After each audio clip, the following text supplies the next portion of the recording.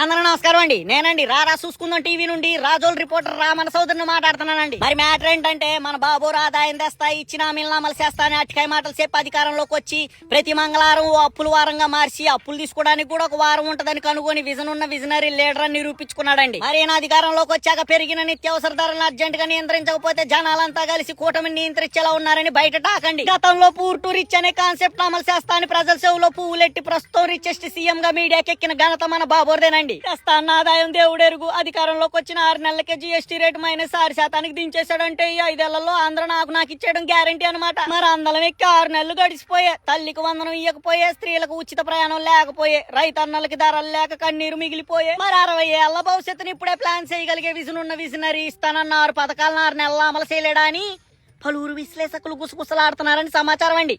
ఉంటాండి మరి.